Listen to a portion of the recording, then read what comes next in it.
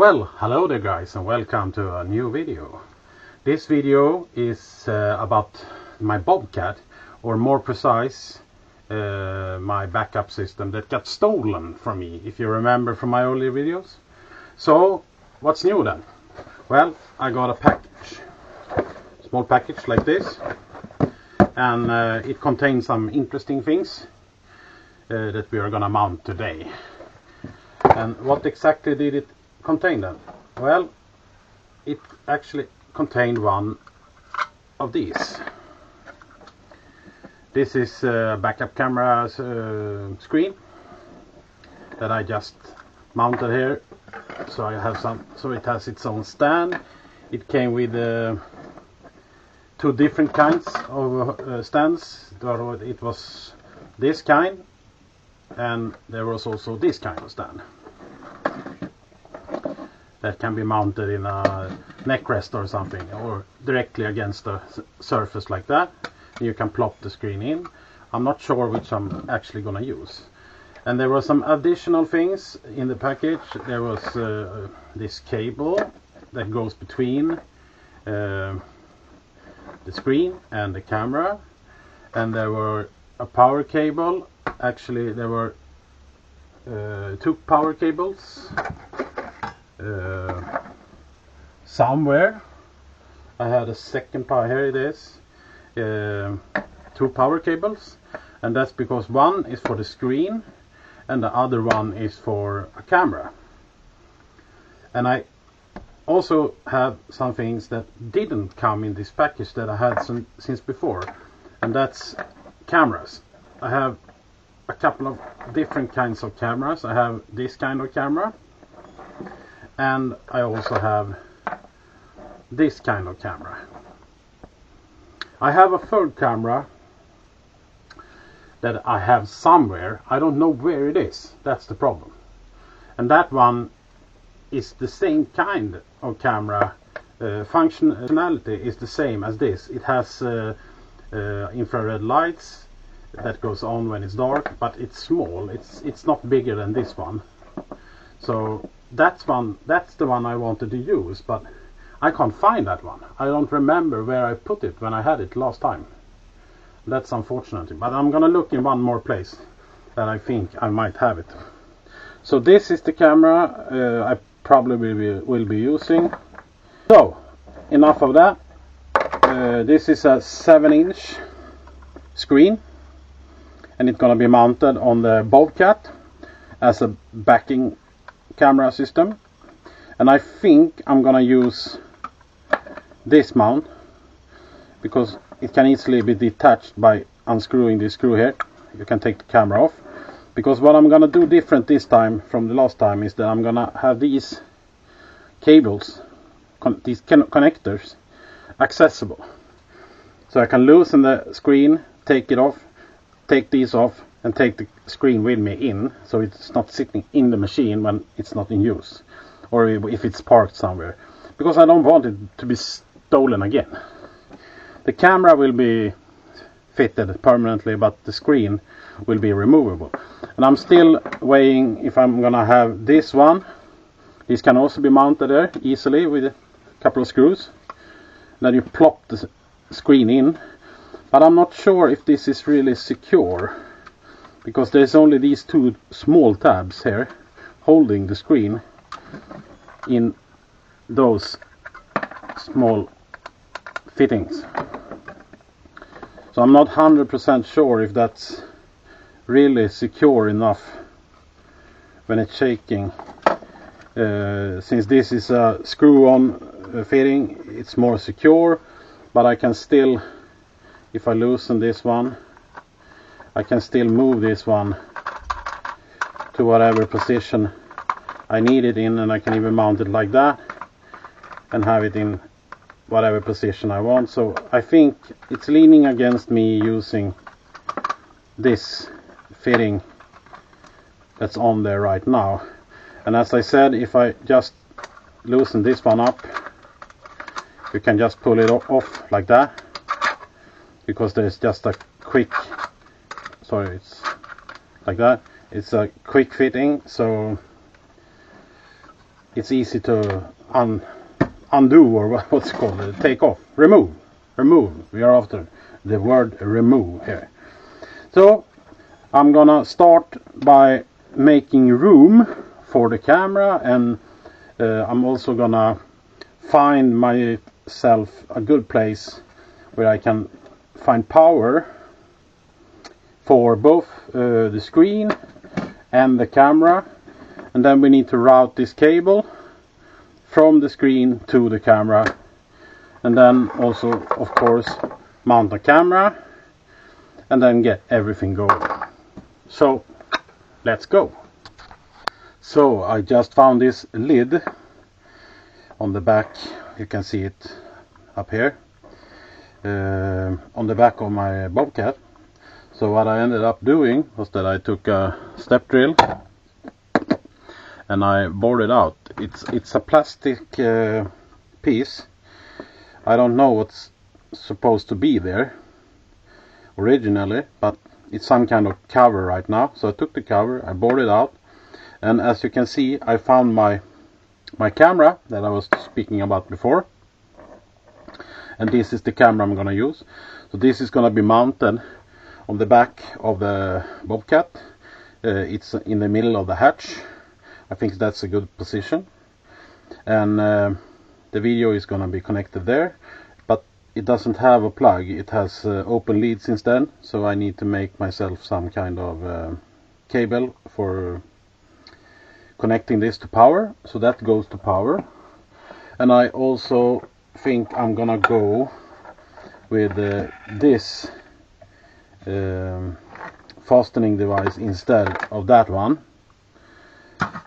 So this one pops out. If you push these two like that, you get the screen out. Then you can take it out, and then you just push it in place like that, and it sits there. It has two mounting holes up here, and I believe this will be efficient enough, so I'm gonna try to use that. And I want it to start functioning as soon as I turn the key. When I get key power, it should turn on the screen, and it should also turn on the camera, and it should be on all the time.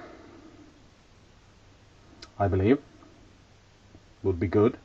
I think I'm pretty much planned up here, and I'm gonna start to, I have actually already started. This is already ready. This just pops in place, and then the camera is mounted, but I still need to make myself the cable that's gonna run, because this cable needs to run all the way to the key power that I'm gonna have to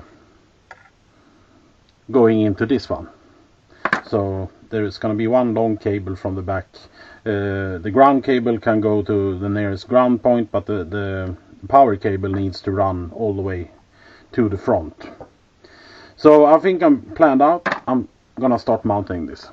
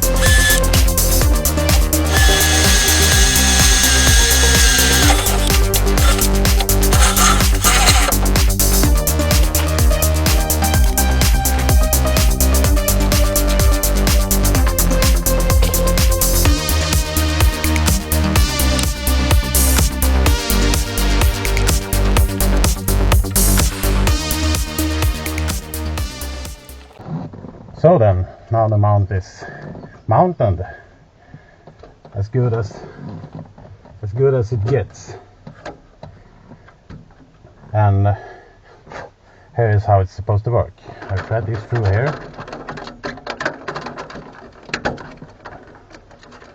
like that,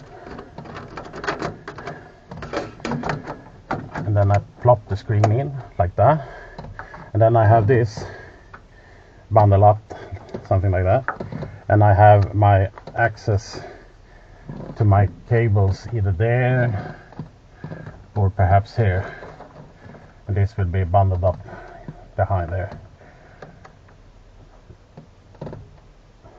like that, something. So when you stretch it like that, it hangs up here, and I connect it, and when I want to release it, I push the tabs and I take the screen out, and I can take it with me. And it's perfect there because I can see everything, and I can even look above. If I look a little bit on the sides like this, I see easy above, but it's also in my sight always. So even if I look here, I can even still see the screen clearly up here.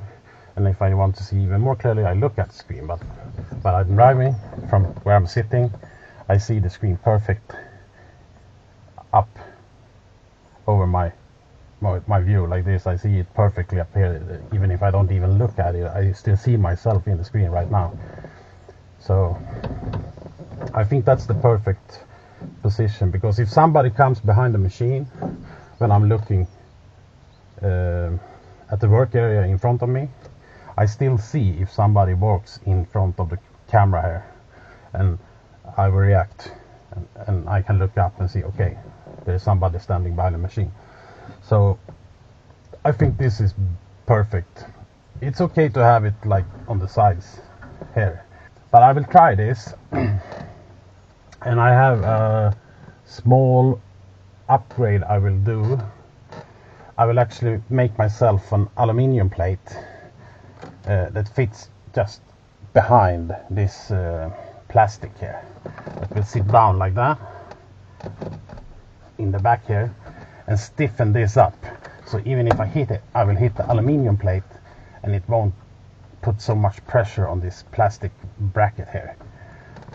I think that's a good option to protect it, because at some I will hit this. It's no question about that. I will hit it at some point because it's sitting the way it's sitting.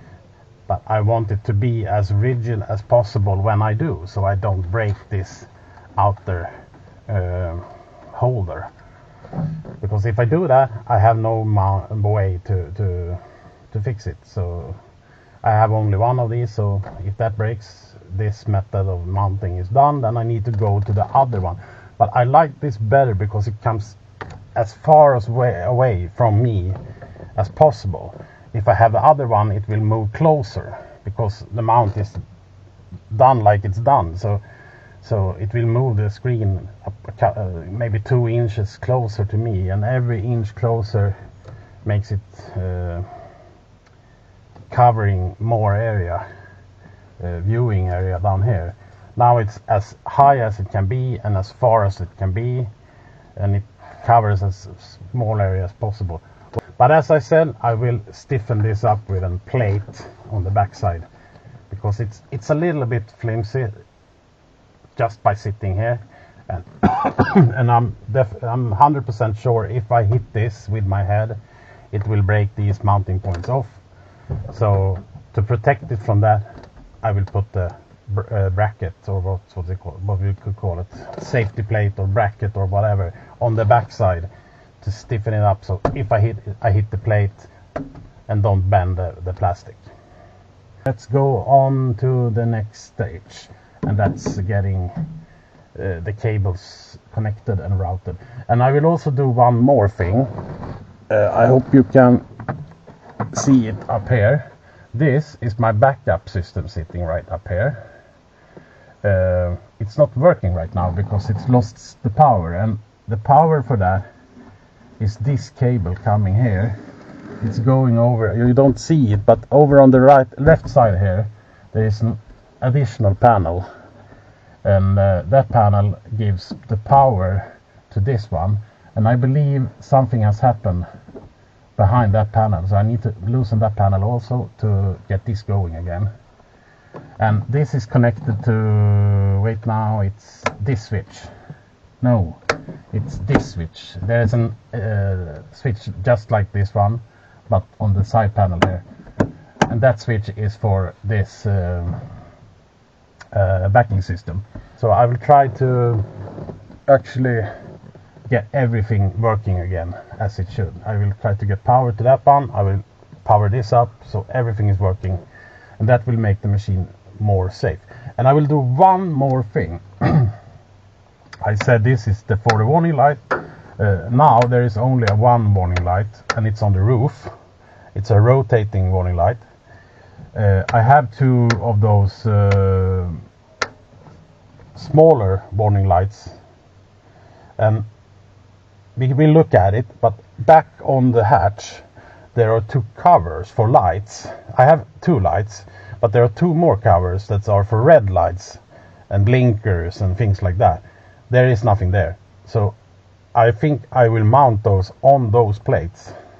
I will take the plates off, take them in, and mount those warning lights on there instead, and then take the cable up to here, so when I push the roof warning light on, those will go on also. So I have extra warning lights in the back, warning for the machine, because the dangerous area around this machine is not on the front, around the front here, because I can see very good to the right, I can see very good to the left, I can see very good in front of me, but where I can't really see is behind me. Okay, I have the camera system here, it will help out, but it's still a dangerous area. And there is an area like on the right and left corners where the camera doesn't cover really. It covers a rather big area, but there is still a blind area right down there and right down there, which I can see if I turn my head and lean against the window here. I can see that area, but you can't do that all the time. You need to concentrate on your work area mostly. And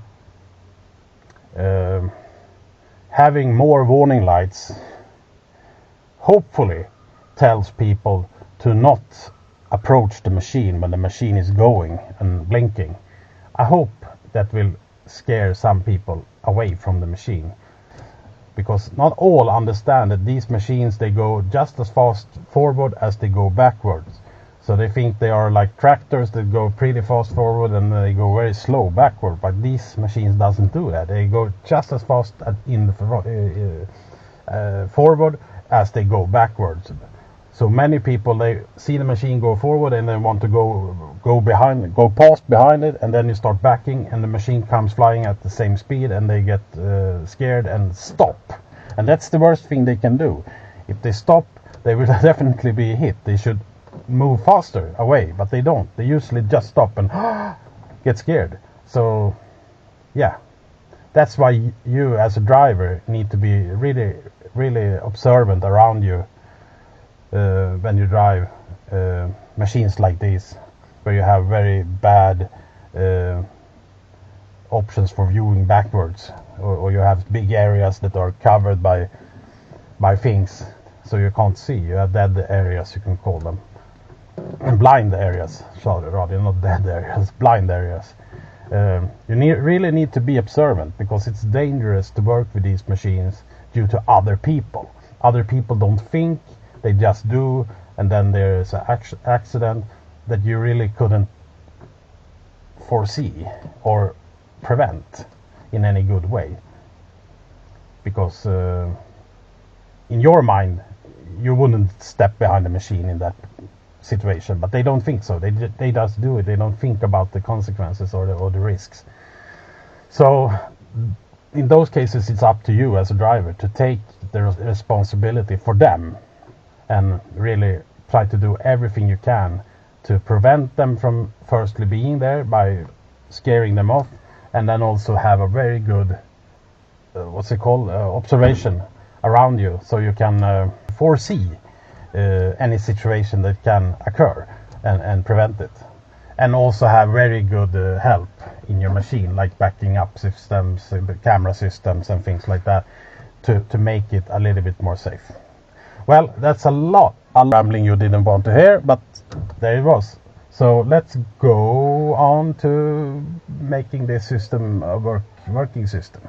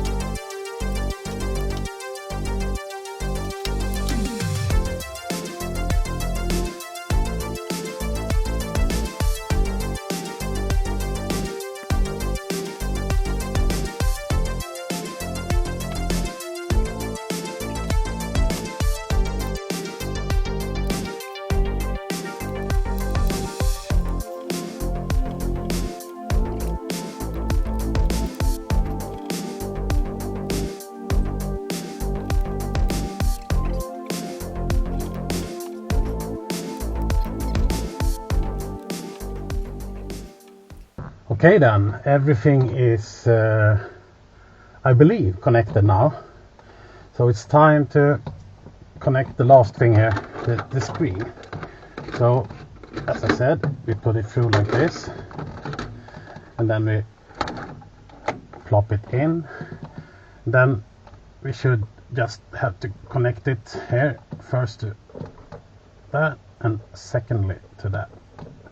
And if everything is correct now, when I turn the key, the system should go live. So here we go. 3, 2, 1. Look at that. We have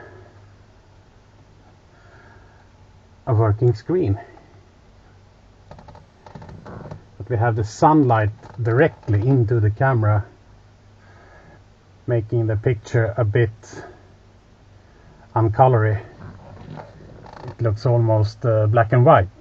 There is some color in this section, but not so much.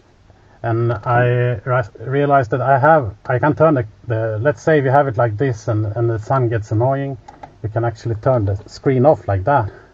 And oh, sorry, one tap, and it comes off on after a while. No, that was wrong. Now, like that, and it goes on again. And then we have some menu options. No, that's camera 1 and 2. Okay, we have menu here. Here we have different menu options like that, and I believe that's correct. The machine is on that side, so now it's correct. Now it's like I'm standing and looking back. In this earlier configuration, it looks like the machine is over there, but it's actually over there, so it needs to be like that, so the machine is over there. So if somebody comes from that direction, it should come in from this direction, not from that direction. So this is the right orientation. The glow plugs doesn't interfere with the screen, as it seems to work. Let's see if it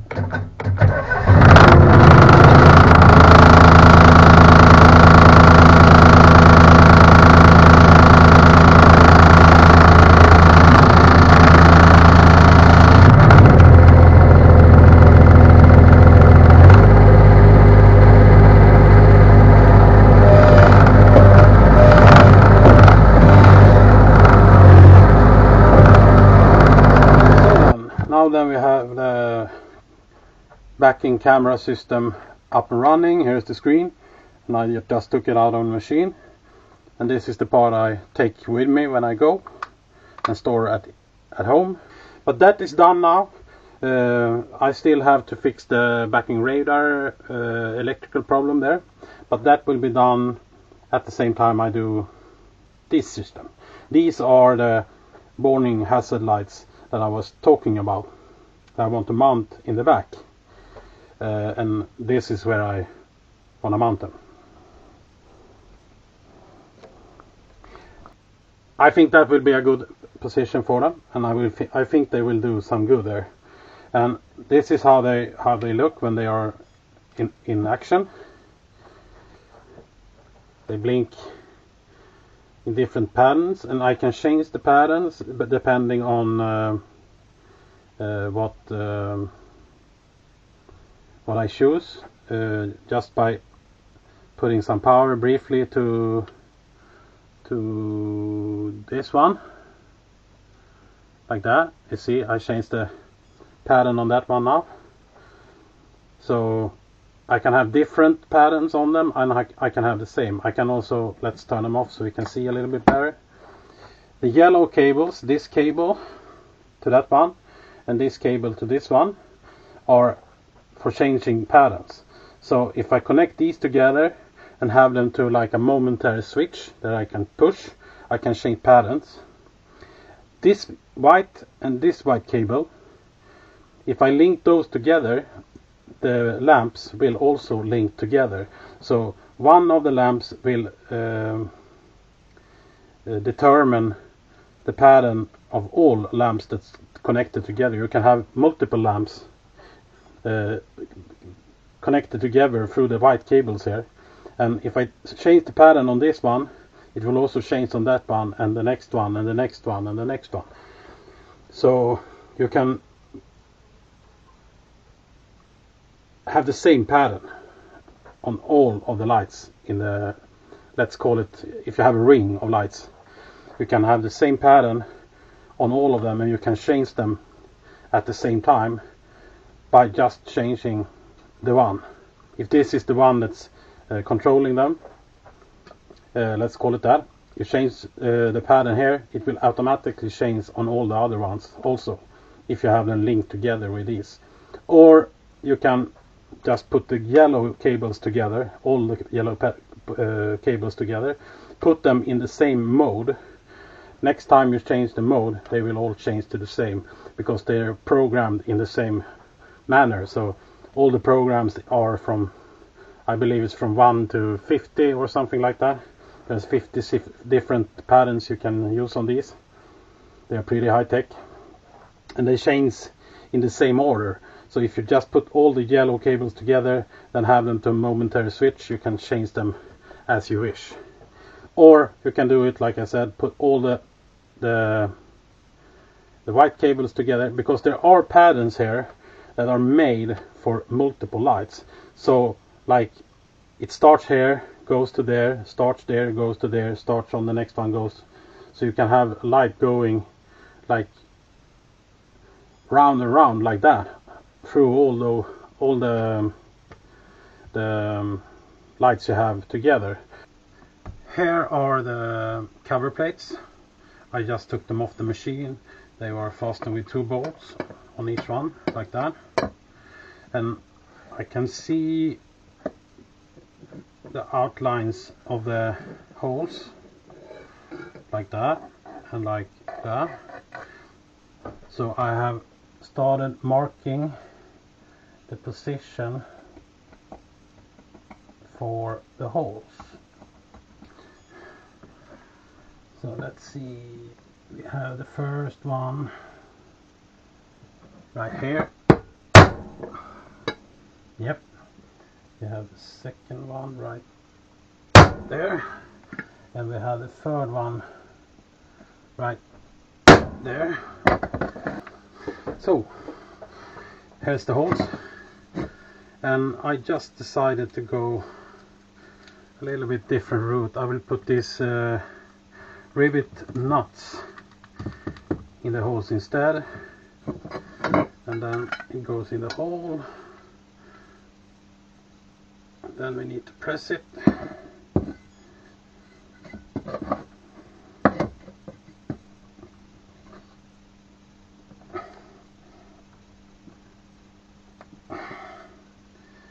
Like that. Just one to go.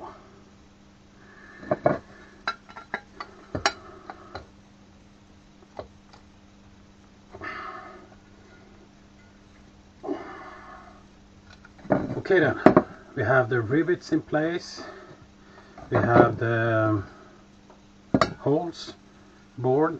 Now I just need to get these holes a little bit cleaned up.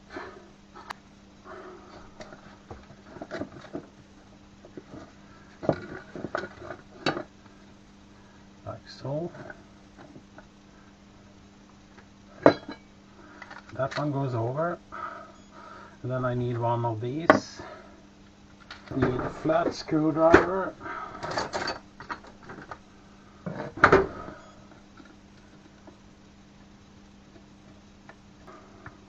How much more can I tighten it without cracking it? I think there.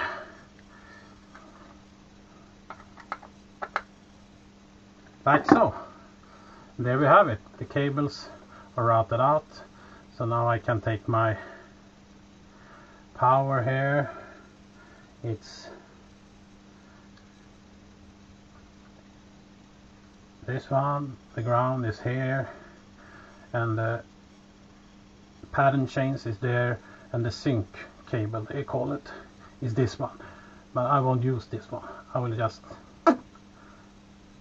put it away, and I will mount this one together with the other chain slide, and I will put them in the same mode so I can change them at the same time. Now I'm gonna do the same thing to the other side to get to this state, so you don't need to see that. That's just boring. I will be back when the other one is mounted. Okay then, both lights are mounted on their flat plates. So let's go out and see if we can mount them on the machine, or test fit them on the machine.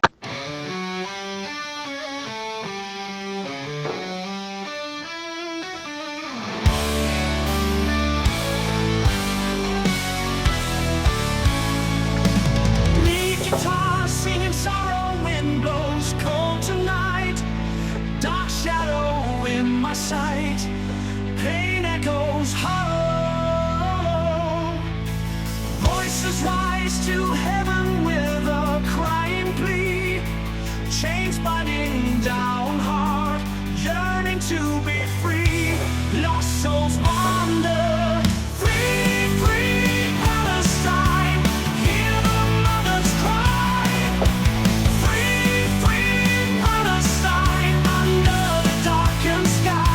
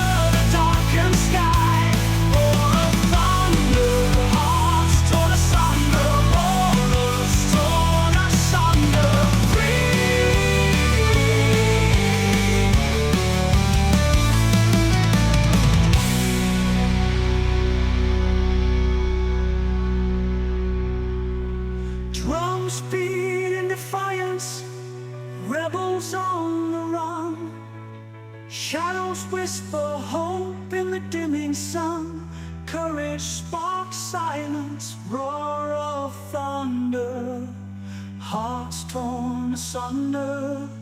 Drums beat in defiance, rebels on the run, shadows whisper hope in the dimming sun.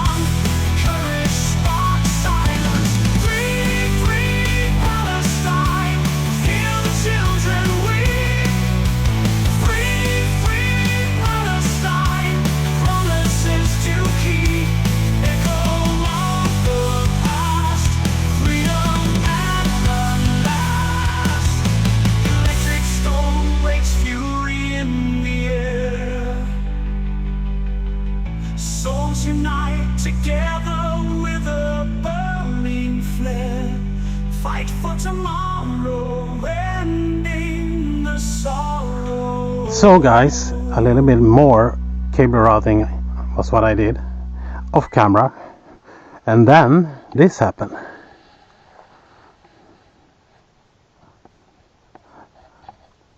Look at that, it's all working. Now I have flashers and I have the warning light on the roof, and I have a working backup camera system and more. I got the radar working also. It was the same connection, still bad contact. After a little bit more wiggling and cleaning, now it works. So everything that was supposed to be done in this video has been done in this video. Number 1, the camera system. Number 2, the flashers. Number 3, the radar. And it's all working. That's fantastic. Fantastico. So with this, I think I will end this video. It's a pretty long one already. But I hope you enjoyed the video, and if you did so, please consider subscribing and liking. That would help the channel out tremendously and make me very, very happy. So thank you in advance, and I hope to see you in the next one. Bye!